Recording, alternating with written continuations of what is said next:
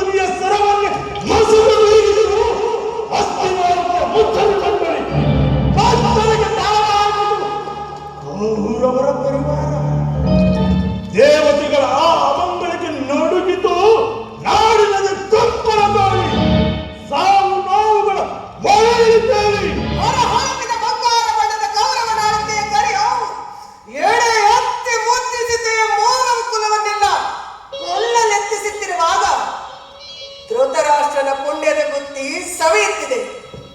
ಆಗ ಆಗ ಹಸಿದ ಹೊಟ್ಟೆಯ ಹೊರೆಯಿಂದ ಹರಿದು ಬಂದಿರುವುದೇ ಈ ವಿಪ್ಲವದ ರಕ್ತರಣ ಧ್ವನಿ. ಇದಕ್ಕೆ ಕೇವಲ ನನ್ನ ಹಾಗೂ ಭೀಮದೇವನ ಪ್ರತಿಜ್ಞೆಗಳೇ ಕಾರಣೀಭೂತವಾಗಿಲ್ಲ. ಸತ್ಯ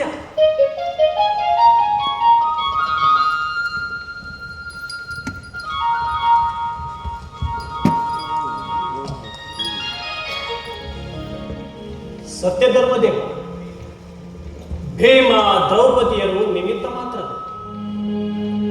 ಕುಟಿಲ ನೀತಿಯನ್ನೊಡೆದು ಸಿರಿಸುತರ ಥಳಕ ಬಿಚ್ಚಿ ಹೂಳರ ಕೊಳಕು ಕೊಚ್ಚಿ ಹರಿಯುತ್ತಿದೆ ಈ ಮಹಾವಿಪ್ಲವದ ರಕ್ತರಣ ಧ್ವನಿ.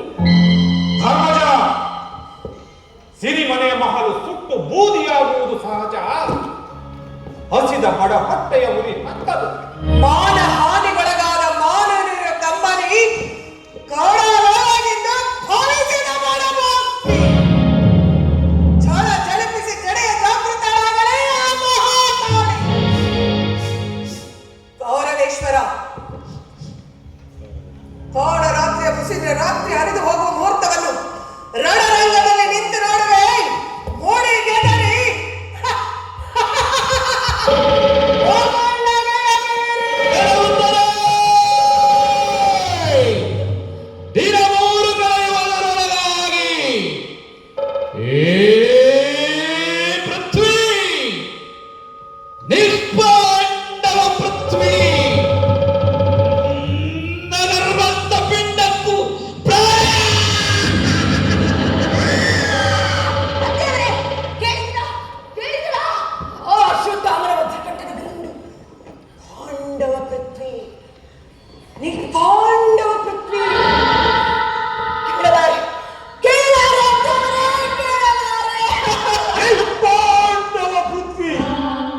ತಲೆಗೇರಿದ ಶೋಕದ ವೇಷದಲ್ಲಿ ನಿರ್ಪಾಂಡವ ಪೃಥ್ವಿ ಎಂದು ಬಡಬಡಿಸುವ ಆ ಬರೀ ಮಿರಳದಲ್ಲದಾದ ಅಶ್ವತ್ಥಾಮನ ಗರ್ವವನ್ನು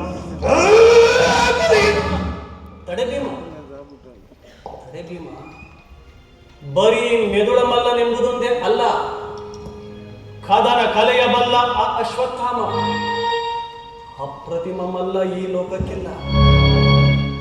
ಸಮಯವಿನ್ನೂ ಉಂಟು, ಅವಸರ ಬೇಡ. ಕೃಷ್ಣದೇವ,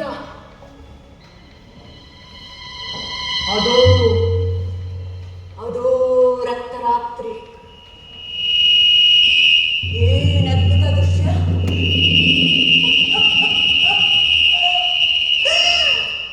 ನನ್ನ ಗಂಡ ನೆನೆಯಿಂದ ಉಂಟಾದ ರಕ್ತ ಜಲಪಾತ,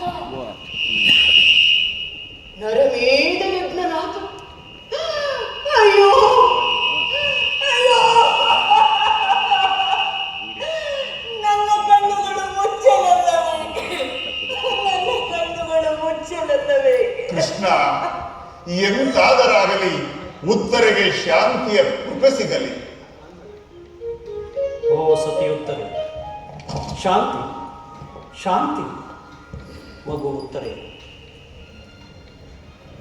ಆತ್ಮವು ಅಮರವೆಂದು, ಜನ್ಮಗಳು ಬರುವವೆಂದು, ದೇಹ ನಶ್ವರವೆಂದು, ಭಾರತಿಗೆ ಮಂಗಳವೆಂದು ಹಾಡುತ್ತಿರು ನೀ ಹಾಡನ್ನು.